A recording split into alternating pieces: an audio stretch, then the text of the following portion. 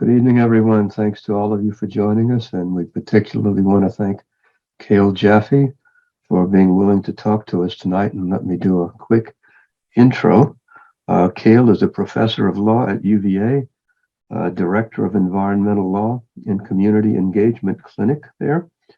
Formerly was an attorney and then the Virginia director of the SELC, which has been a really important organization in protecting the environment in this part of the world. Cale, I discovered, was also on the Virginia Governor's Climate Change and Resilience Commission. And he, most relevant to tonight, since we're going to have a discussion of Dominion's plans for a coastal Virginia offshore wind farm, Cale has represented the Sierra Club in the Coastal Virginia offshore wind document before the State Corporation Commission. And I see we have Scott Zemer from the Sierra Club with us tonight, and I'm a member of the club, as some others of us are. So we're looking forward to this talk for many reasons. As a biologist, I've always seen wind farms as inherently somewhat controversial, but in this era of climate change, we're going to have to do a lot of things we're perhaps somewhat concerned about to deal with climate change.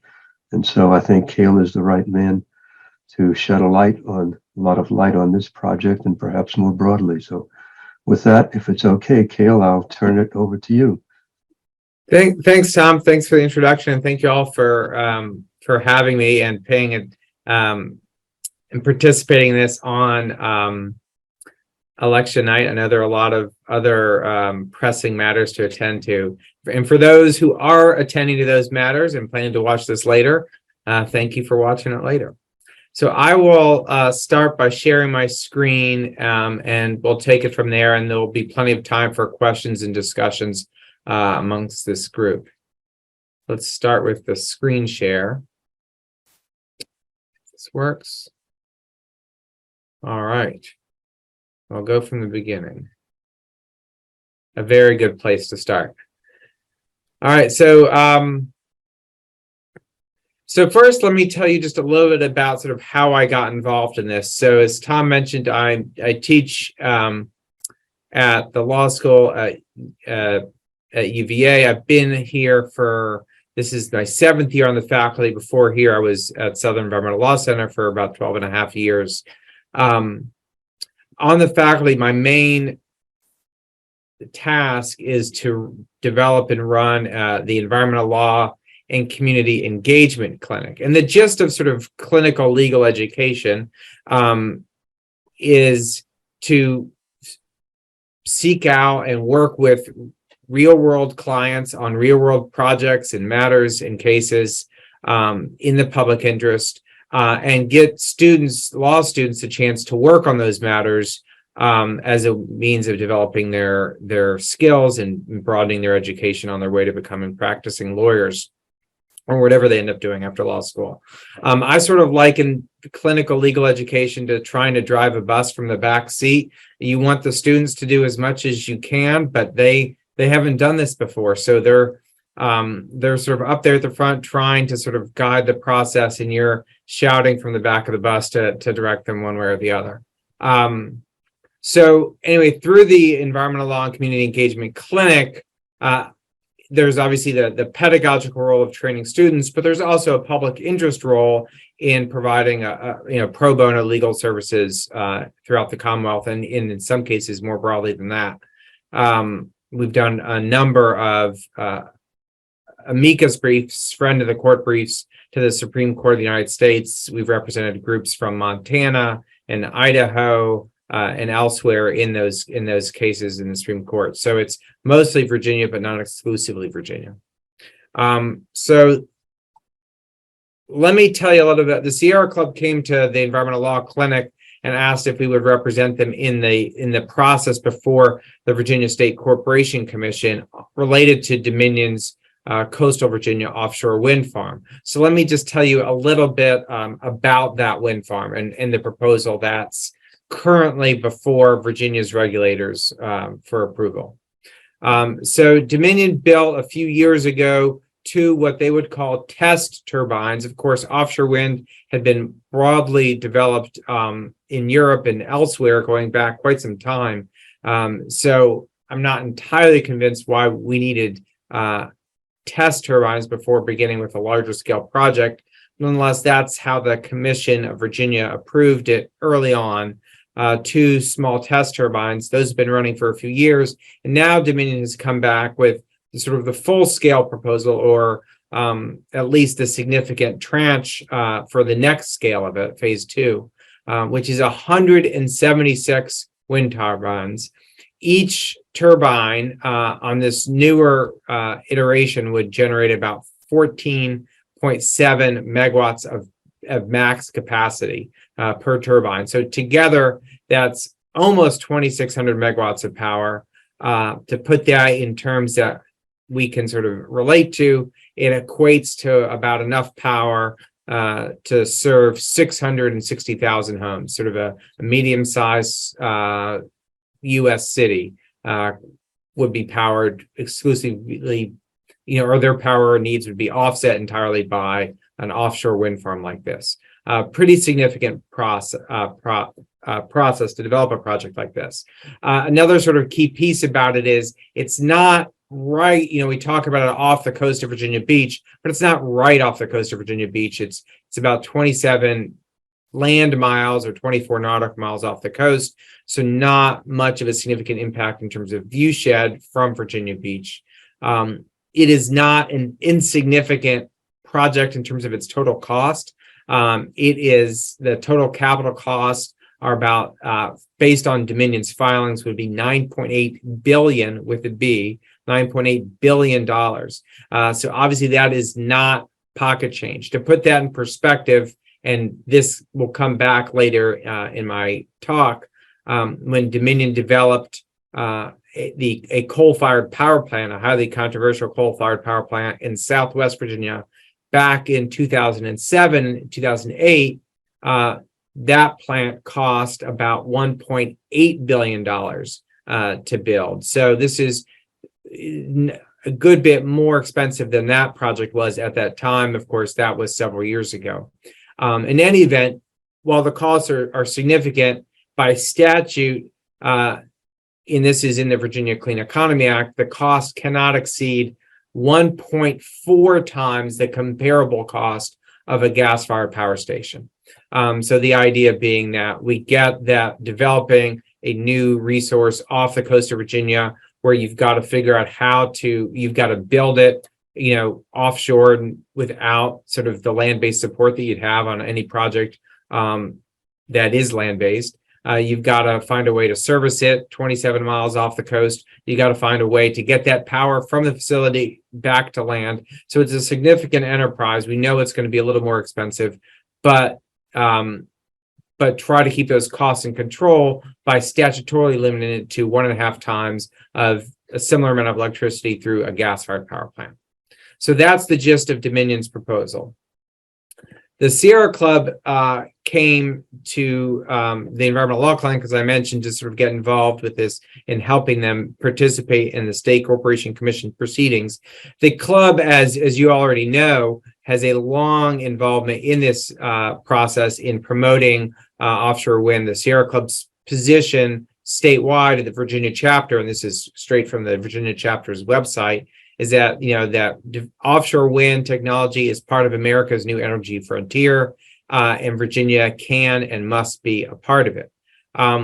Virginia, if you all know Eileen Wall, formerly Eileen Lewandowski, with the Sierra Club Virginia chapter, she's been on the Virginia Offshore Wind Development Authority, so she's been very much at front and center in trying to get this project built.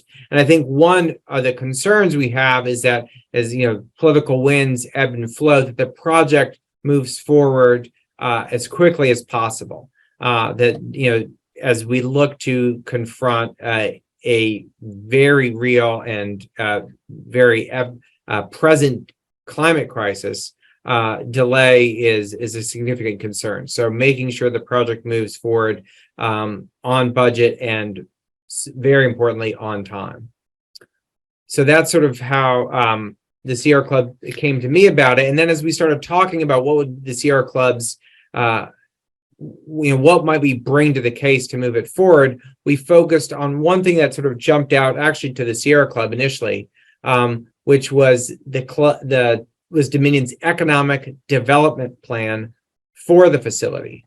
So, and one thing that was missing from that economic development plan was real hard numbers on how the company would meet diversity, equity, and inclusion targets. So by statute, Dominion had to have in its economic development plan for this facility outreach to what under the code, the term was historically economically disadvantaged communities. But as we looked through the economic development plan, we realized there was, they were having meetings and there was going to be open houses and there was a lot of soft language about diversity, equity, inclusion, but there were not hard metrics for assessing progress. In other words, what are we looking for in terms of supporting the historically economically disadvantaged communities, both in terms of jobs for people that live there or grew up there, employment opportunities for businesses that are based there, and more broadly throughout the Commonwealth. So looking for real metrics on how you would assess progress on diversity, equity, and inclusion. The next piece was, well, what's a good number? 5%, 10% hiring from disadvantaged communities, more than that, 50%. What were the targets? So that was another issue that we raised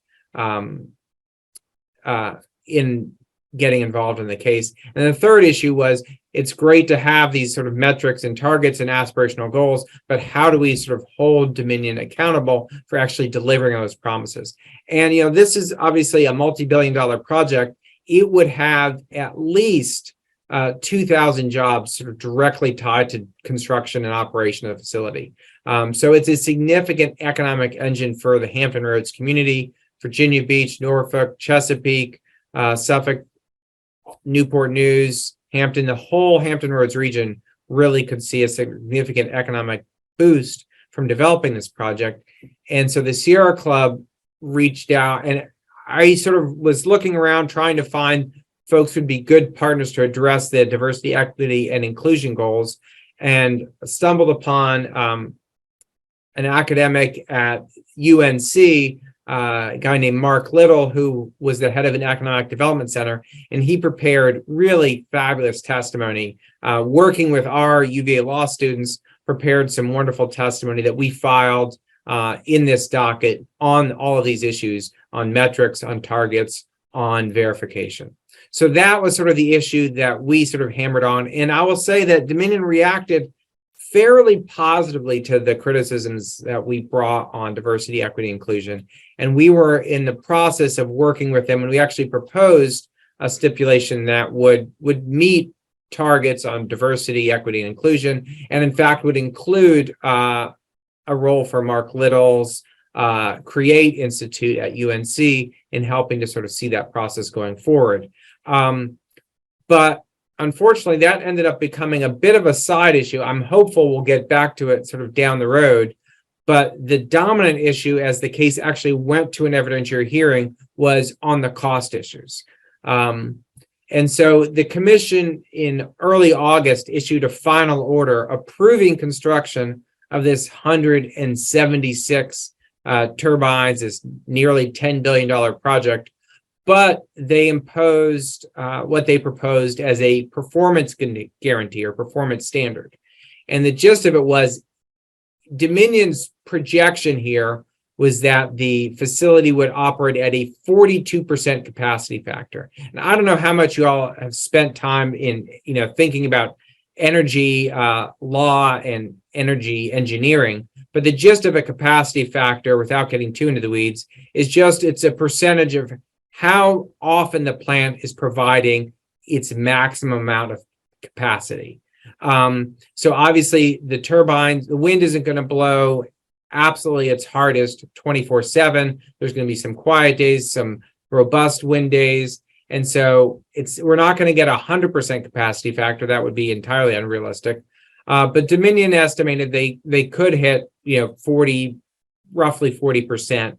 And the commission was concerned that if Dominion's actual performance fell below 42%, that customers would end up paying more for the facility. And the reason why is pretty simple to explain. So if the facility costs $9.8 billion to build, you then have to figure out, well, how much do we have to raise everybody's electricity rates in cents per kilowatt hour so that Dominion can ultimately, at the end of the day, collect that $9.8 billion over the course of several years. And if you assume the plant's going to run a lot with a really high capacity factor, then obviously you charge less in cents per kilowatt hour. And so people's bills don't go up as much. If you make that guess and then Dominion's performance falls well below that, the turbines aren't turning as much as we'd like, then all of a sudden that cent per kilowatt hour rate just isn't high enough to bring in the revenue. And so Dominion would have to come back for a rate adjustment clause proceeding where they'll say, well, actually, the rates weren't quite high enough to get us the money we need because the plant wasn't operating as much as we had hoped. So let's increase the rates a little bit so that we get that $9.8 billion back. The problem with the way that the commission ordered that, it was a pretty firm and inflexible requirement.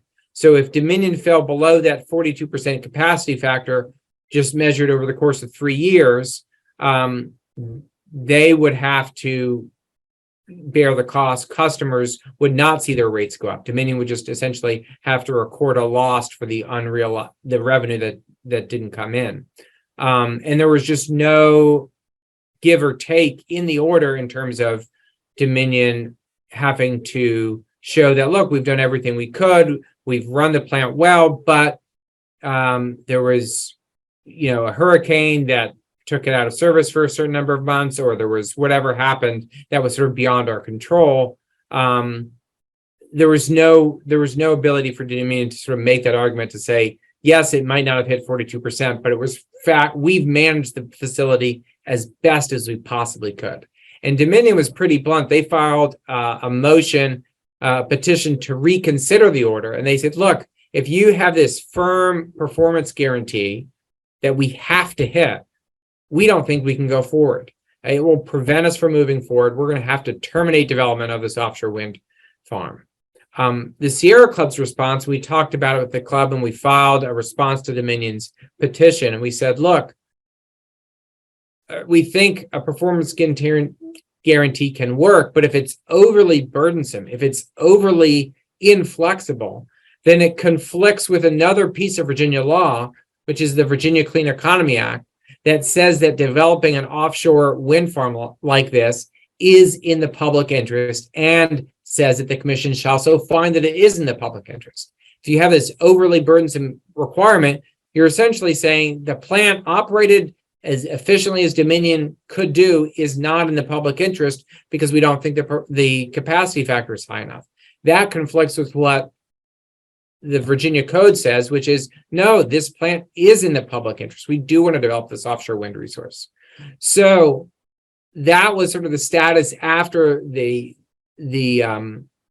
commission's order. They're imposing this tough performance guarantee. Dominion is threatening that they might not go forward with the project after all. The Sierra Club sort of raises this point that, look, we've got to find a way to balance the performance concerns that the commission has with the requirement in the Virginia Clean Economy Act that this project is in the public interest and should go forward.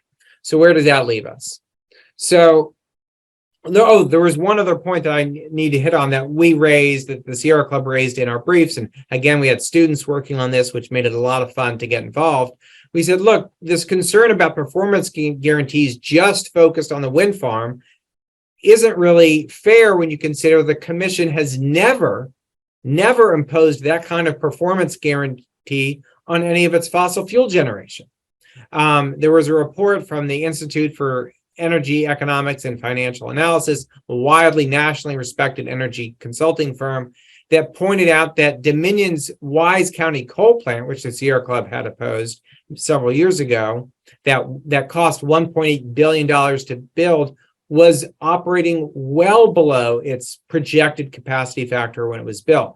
When they proposed it back in 2007, they said, oh, we think this thing's going to operate at a 90% capacity factor. It's going to be running almost at full bore almost all the time. In fact, it's never gotten anywhere close to 90%. There have been some 60% years, some 40% years. But actually going forward over this decade, the projections are it won't even hit 10%. Because coal is becoming a less and less economic resource, coal is getting pushed out of the market, and Dominion really isn't running this plant all that much anymore. And when Dominion stops running the plant, that means that cents per kilowatt hour charge for that plant just isn't being collected. So they're coming back to the commission seeking additional sort of rate adjustment clause to make up the loss, almost $500 million in estimated negative net present value looking out over the rest of this decade. And so the Sierra Club's view, and we put this in our briefs before the commission, was that this asymmetric treatment, fossil fuel generation, which is underperforming but does not have a performance guarantee, and renewable generation, which is just being proposed right now, being forced to meet a performance guarantee. So we say this asymmetric treatment cannot be justified. Whatever you do for the offshore wind project, you also have to do for your traditional fossil generation. So that was sort of how we argued it in briefs. What's next? Well, the parties came together, several of the parties, not all of the parties in the case, but several of the parties came together and proposed a stipulation to sort of resolve all these issues. And the gist of it was Dominion said, okay, we'll stick with this 42% performance guarantee. We can live with that, provided that we have the chance to argue to the commission that any deficiency has resulted from factors outside of our control. In other words, so long as our management of the offshore wind farm has been reasonable and prudent, and we've done the best we can, then we're not, on the hook for any performance deficiency. So that's the proposal that is before the commission now. There are a couple other factors in there as well. This proposed stipulation says if there are savings from the Inflation Reduction Act, that essentially Dominion should pass those on to customers. So that's great. And the commission got this proposed stipulation. The Attorney General's office signed on to it. Sierra Club signed on to it. Southern Environmental Law Center signed on to it. Obviously, Dominion signed on to it. And the commission said, well, we'd like to have a hearing on this. So coming up on November 21st, we're going to have oral argument on this proposed stipulation that I've got here, right here with me, to look at resolving this issue about, on the one hand, making sure the project goes forward on time, Sierra Club's concern, while at the same time addressing the commission's concerns about how costs will be managed over the long term. So that's the gist of where we are. I think, the real question is, what's going to happen at this hearing? What's the commission going to do? And will it threaten to delay the offshore wind farm off the coast, that Dominion has proposed here, Coastal Virginia offshore wind farm?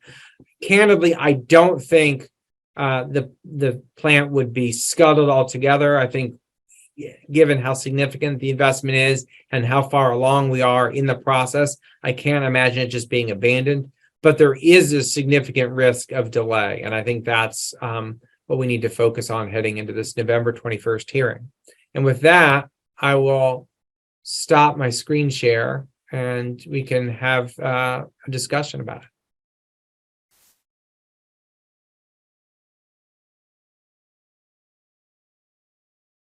James, Donna Shaughnessy, the head of the local Sierra Club, is attending. I'm just wondering if we might let her offer a comment or two if she'd like. Sure, that would be fine. She should be able to. Sorry, Donna. Yeah, I see. Put me on the spot, why don't you?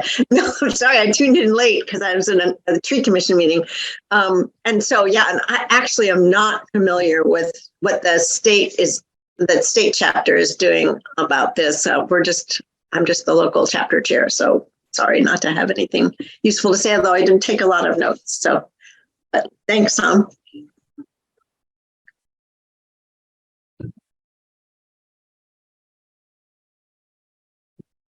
If I could just comment quick, as I mentioned when we were waiting to get going, that about 5 or 6 years ago, I used to serve on the Virginia Sierra Club's executive committee, oftentimes representing Donna's group.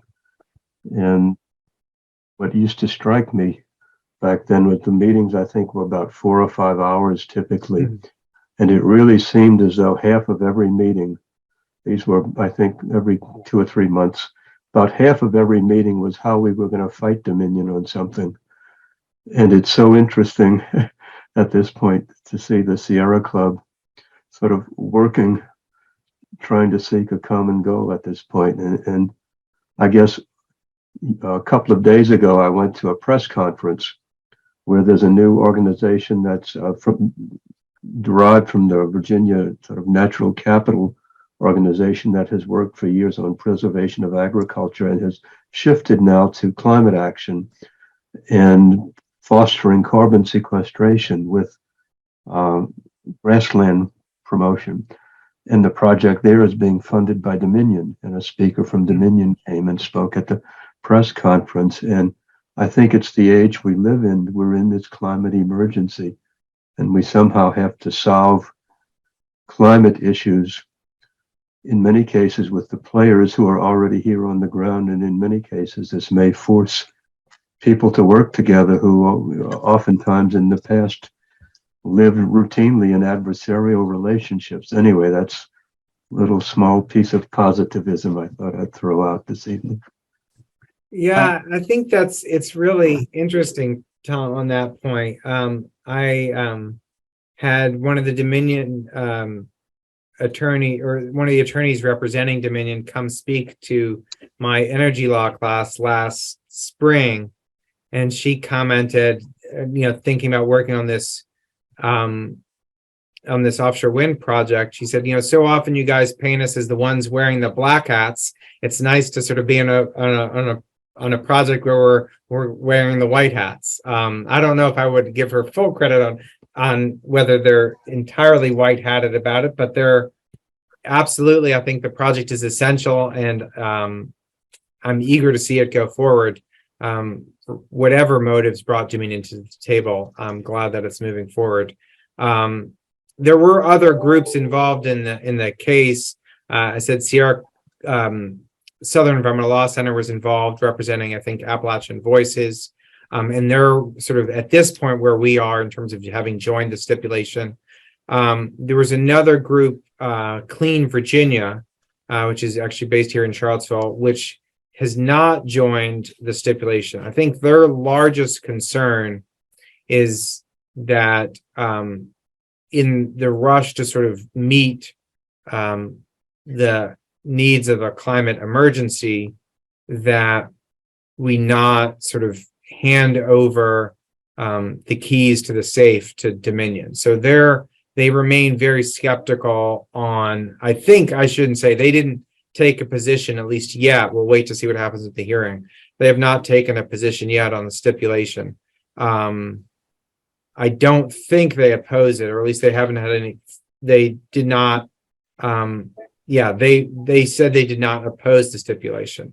But it'll be interesting to see what they say going forward. They've probably been the most skeptical voice in the commission in this case on cost of any of the parties.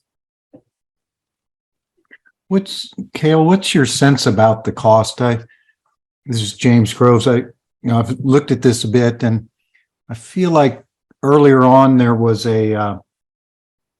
almost kind of an estimate, a cost estimate, a range, and then with this $9.8 billion, Dominion kind of came in at the top of the earlier estimate range, and so you could imagine it's them trying to get every single dollar possible for their investors, and yet this is their first venture into offshore wind. And so you can imagine that it's a little difficult for them to get the pricing right. So any comments about, I don't know, the overall impression? Yeah, I mean, I think they're cautious. They don't want to propose a number and then have to come back later and say, actually, we need a rate adjustment clause. It's going to cost more than that. It's not just Dominion's first offshore wind farm. I think it's the United States' first offshore wind farm. At least it's the closest to moving forward. There have obviously been other projects, Cape Wind project off of Massachusetts that has not moved forward. And so while there are other projects in discussion, I think this would be the first one in the ground or in the seabed if it moves forward on schedule. Dominion is also in the process of, and I'm not sure where they are in this process, of building a vessel designed to sort of help construct and install turbines in the ocean floor. And their hope is that vessel would not just, that they would contract it out actually to work on other projects. So it would start here, but not stay here, which could be good. And I think another part of the reason that the cost issue that is challenging is a lot of the offshore wind development expertise right now is in Europe, in Western Europe in particular, where there has been a lot of development of offshore wind technologies. I see there's a comment from Scott about the Block Island wind project. I think this project is ahead of that one as well in terms of when it would be fully installed and operational. But I could be wrong about that. 7 turbines total. So 2 that are Dominion's turbines, but in terms of a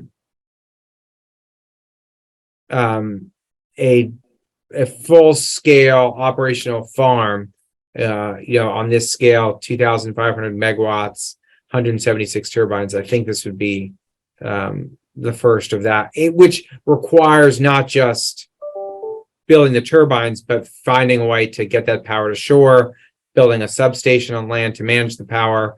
So there's a significant infrastructure project from wind farm to shoreline.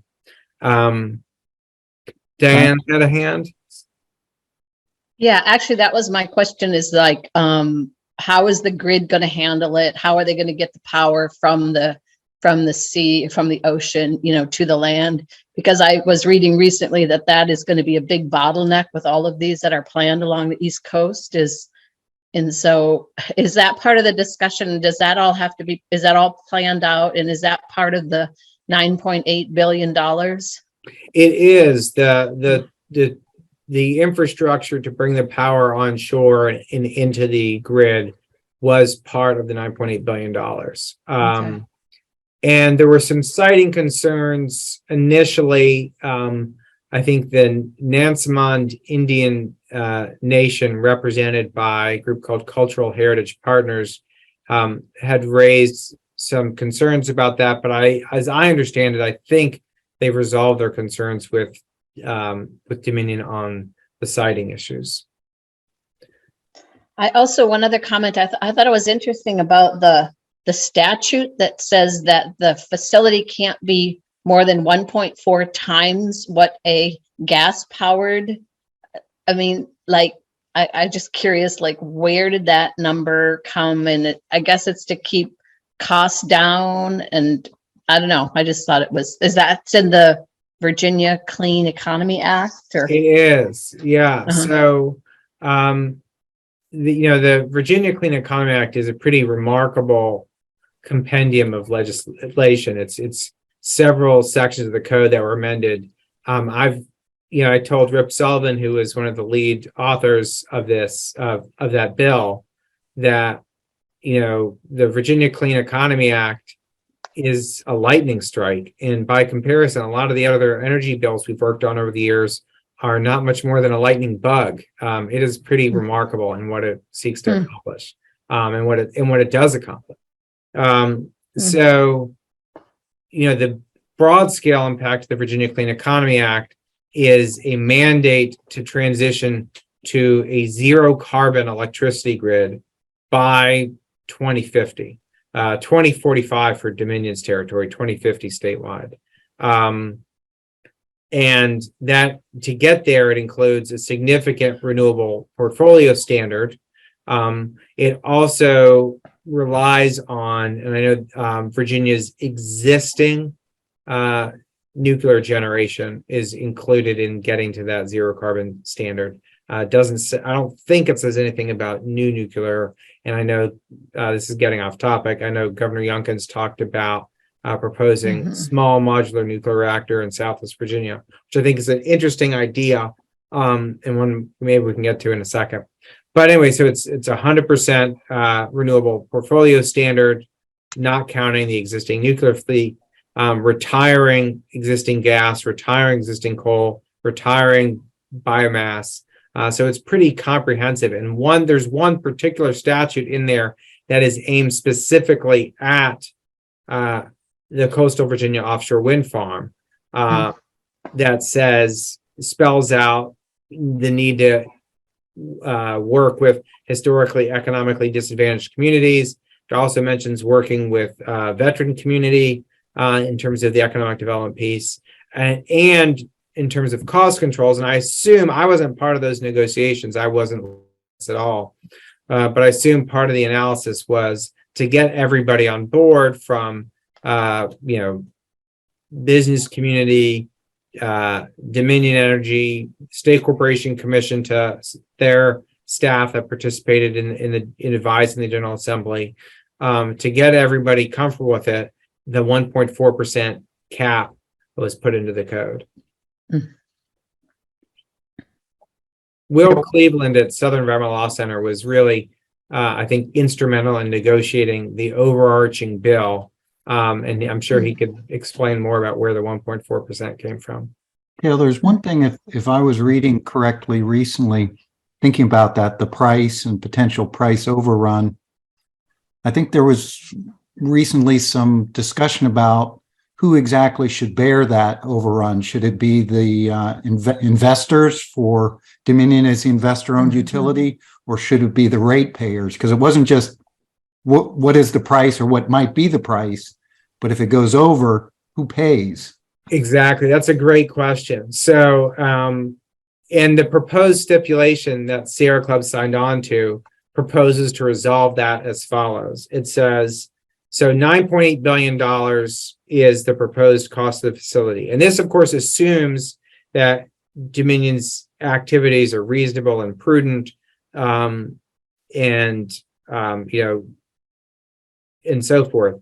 But so assuming sort of reasonable and prudent but unavoidable cost overruns for the first $500 million, so from $9.8 billion to $10.3 billion, customers would cover that through a rate adjustment clause. So rates would go up a little bit to cover from anywhere between 9.8 billion to 10.3. If it gets above that, which I doubt it would, but again, we haven't done a facility on this scale before in the United States. If it gets above 10.3 for the next 1 billion, from 10.3 to $11.3 billion, that would be shared 50-50. It's customers would see half of that through a rate adjustment clause. Shareholders would eat the other half of that. And then if things get really out of control, it gets above $11.3 billion, then shareholders bear 100% of that cost, and ratepayers are held harmless any further. So that's the proposal as it stands. The first bit of it is customers, the next bit of it is 50-50, and the last bit of it is shareholders. Yeah, because I think that's always been contentious, right? That the ratepayers always seem to get the cost, and the investors are always protected. And so it's interesting the way this has been divvied up. Right. It comes back to sort of if there are cost overruns, and we've seen this with the Wise County coal plant, the costs, if Dominion needs a rate adjustment clause, as long as they are able to successfully argue that they've been reasonable and prudent in their management of the resource, then they're likely to receive the rate adjustment clause they're requesting, and customers will see an additional rate increase. Tom, you had a hand as well? Yeah, I was curious when you mentioned economic development and you mentioned the goal of hiring people who traditionally are historically underrepresented. Correct me if I'm wrong, but my sense of sort of these offshore wind plants is that they're, for the most part, I mean, both building and running them involves a lot of high-tech skills. And I'm sort of wondering, for people who would build these and then maintain them, wouldn't you need a lot of very specially trained people to do it? And so is part of the package that's being offered to, say, have programs in local VOTEX or things like that, so people who sort of maybe just went to high school but don't know anything else about the sort of technology that'll be used, they can be trained up? Or how do you get the people who are from these underrepresented communities skilled to do these pretty demanding jobs? Absolutely. Yeah, that's a great question. And that's something that Mark Little in his testimony for the Sierra Club addressed. And I think Dominion is largely on board with these observations, that you've got to involve colleges and universities in the area. You've got to involve HBCUs, historically black colleges and university. You've got to involve minority serving institutions, and provide absolutely the job training opportunities that has to be part of the economic development plan. And I would say, and this is a key piece of it, it can't just be hiring, filling slots at the lowest, economic tier, the lowest paying jobs. It has to be sort of throughout, from executive management on down. So it's a robust long-term project to develop the workforce top to bottom. Great, thank you very much. Peter? I mean, how much overlap is there in the skill set between, let's say, shipbuilding and offshore, wind development, in terms of metalworking, in terms of... That's a great question. I don't know the answer to that. I know that early on, they're looking at importing a lot of expertise from some of the big offshore wind developers in Europe. So, perhaps, if Newport News Shipbuilding had that expertise, they wouldn't need to do that. So there might, maybe there's some overlap, and there's some folks who have worked in the shipbuilding industry who can move over. But I think it seems like there is still a good bit of expertise coming from the existing, Ørsted and other sort of big Western European players, at least in the early days. Thank you. One of the things we've seen up in New England on, maybe it's the Cape Wind project, concerns expressed by the fishing industry about the siting of these offshore wind turbines. You talked about some of the groups that have expressed interest. Has there been any either engagement by the fishing industry in this area? And if so, what has their position been about this project? So they did not get involved in this docket, other than, I would say the main, they did not get involved in this docket. Dominion has absolutely done outreach with those, with the commercial fishing industry. It's pretty far out. It's 27 miles is farther than almost any recreational fisher would go by a long shot. I think some of the other interesting issues they've had to negotiate are whether they would have any impact on migratory patterns for North Atlantic right whales. And interestingly enough, there's actually I'm trying to remember who it is. If you'll forgive me, I may just Google it super quick. But they're a conservative group.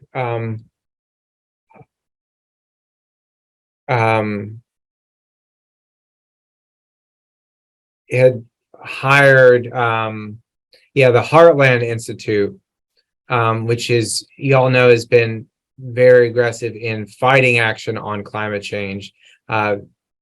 Pretty safe to say, been very much the opponent of the Sierra Club in many a docket. Has begun to, I think they've reached out to hire an attorney and are working to raise Endangered Species Act and National Environmental Policy Act concerns about impacts to right whales if the Virginia Coast Offshore Virginia Wind Project goes forward. So I'm certainly concerned about what does not appear to be a sincere engagement in whale conservation over the long haul. I don't think of the Heartland Institute as ever having been involved in prior whale conservation efforts. I could be wrong about that.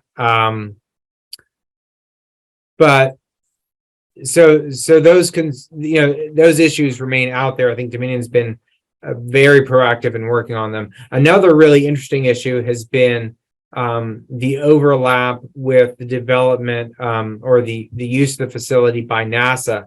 There is a rocket launch facility right on the edge of the Chesapeake Bay. I'm blanking on the name of the island that it's on. What's that? Wallops. Wallops, thank you. And so there's been some concern to make sure that whatever Dominion does with this doesn't interfere with any of NASA's activities. And similarly, the Department of Defense, the Navy, has just similarly raised concerns about sort of Navy vessels and Navy training exercises and making sure that we don't interfere with that as well. Again, I think Dominion's been proactive in trying to address all of those concerns. What about bird migratory patterns? I have not heard at least those concerns were not raised in the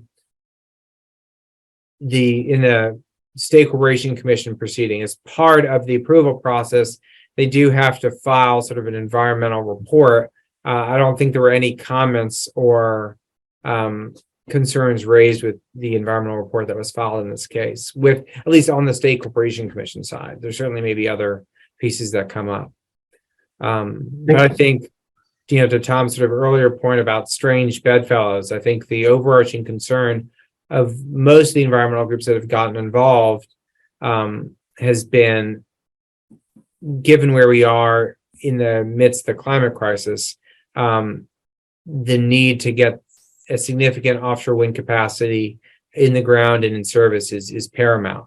There's some stark numbers. Just recently, I was on a different panel and was looking at the last IPCC assessment on sort of where we needed to go to get to the 2%, the 2 degree Celsius target, and the IPCC track to get to 2% still has greenhouse gas emissions globally peaking by 2025, which for all intents and purposes is now, and cutting sharply. I think it was 25% by 2030, just a few years from now. So when you look at that daunting of a task of peaking greenhouse gas pollution immediately and then beginning a very quick drawdown, I think that mindset has really driven the process around engagement on this 2,500, almost 2,600 megawatt zero carbon renewable project. I had one more question. Yeah. You're talking about this hearing later this month. What is the process going forward? I mean, how many additional steps are there? What sort of current timeline are we looking at for when this whole farm might actually come online? That's a great question. So the statute specified, I can't remember, there was 8 or 9 months, but specified a timeline by which the commission had to issue a final order following Dominion's application. And they've met that timeline. They issued the final order back on August 5th, and now there's a petition for reconsideration. So we're sort of outside the time clock now. I think the fact that the commission has scheduled a hearing on this, before Thanksgiving, to me suggests that they're eager to resolve it pretty quickly. And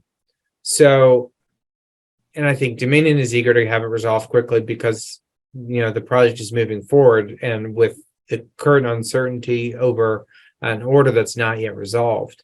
But so it's hard to say. I think we'll get a commission's final order pretty quickly. What's interesting is if a party truly objects to whatever the next final order is, they can choose to file an appeal to the Supreme Court of Virginia, which could add several more months to the project at a minimum. I don't know of anyone that's looking to file an appeal to the Supreme Court, but given that it's a $9.8 billion project, you certainly can't rule out the possibility that someone might file an appeal. Christine? Thank you. I was just wondering if there were lessons learned from the two test turbines that are out there now. They've been up for a couple of years now. Mm-hmm. And then did they reach that 42% performance? Like, is that a pretty realistic number just from the time that those turbines have been up? It is, yeah. I think they gained a lot of data on capacity factor from those two turbines. They obviously figured out just the logistics of getting the power to shore as well. But there was testimony in the commission from the Attorney General's office on that 42% number, and in Dominion as well. Though Dominion initially proposed, trying to remember what the number that they recommended, they initially proposed a performance standard of, I want to say 37%. It was right around there. So a little bit below that, but we can roughly say, I think we can comfortably say 40% is a reasonable capacity factor to anticipate with an offshore wind farm like this. And the concern is some other big event like a hurricane or something that would be unusual circumstances that would cause a disruption. Exactly. Is that the big concern? Right. Or, candidly, if you hit a 3-year period of unusually, of doldrums with really no wind blowing or less wind than anticipated, something that would obviously be outside of the company's control, or God forbid there's a terrorist attack or a cyber attack on the grid that brings that power to shore and knocks it offline for a period of time. Sort of the usual sort of what you would call the force majeure events, those sort of those things that are beyond reasonable and prudent management. And what's interesting is there isn't a performance guarantee like that. If there was a significant a cyber attack that shuts down the Virginia City Hybrid Energy Center, the coal-fired power plant out in Southwest Virginia, there isn't a performance guarantee that would leave Dominion on the hook for that. As long as they managed it reasonably and prudently, they might expect to have costs recovered from ratepayers. So I think one concern I have is that we not allow this be used to establish this asymmetric treatment for renewables versus traditional fossil generation. And I'll say, Dominion has come forward with a couple of commercial scale solar farms so far, and similar questions were raised about performance and capacity factor and how much they would actually run. And Dominion entered into stipulations there where they voluntarily proffered that they would meet a performance guarantee. I don't know the percentages are for the solar farms, but they would hit a performance guarantee for those So they've done that now, I think, in 2 different solar dockets where they've said, fine, we're okay with the performance guarantee. Now we're looking at a 3rd renewable docket, the offshore wind, where there's talk about a performance guarantee, and we still don't have any imposed on gas or coal. Interesting. Or their nuclear facilities. Right. You've got the Surrey, 2 reactors in Surrey County and 2 reactors in North Anna. We're about at the allotted time that we had for the meeting, so maybe we should be winding up our event. Yeah, we want to let Cale get off to the TV to check out the election results tonight. I think I'm just going to watch Abbott Elementary. I don't know if y'all have followed that TV show, but nice feel-good show that, There you go. distract me from the world around me. All right, Tom, you want to make any closing remarks for us this evening? Well, I'll just say, I think offshore farms wind power is a really important issue, and it's typically comes with a lot of wrinkles and some concerns, some controversies, but we're in a time when we have to figure out ways to make a lot of things work. And really, to those of us concerned about climate action, we're facing a huge transition from one kind of society to another, whether all of us want to face that fact or not, but we have to figure out ways to make what is a difficult transition. And Cale, I think your talk tonight was actually very helpful at illuminating us, at least on what the issues are surrounding one facet of this, one that's very important here in Virginia. So Cville100 greatly appreciates you taking the time to talk to us. Well, thank you all very much. I enjoyed the chance to chat. And look forward to following up. Yeah, thank you very much. Thanks for everyone who attended as well. Okay, well, thanks and good night. Good night. Yeah, good night.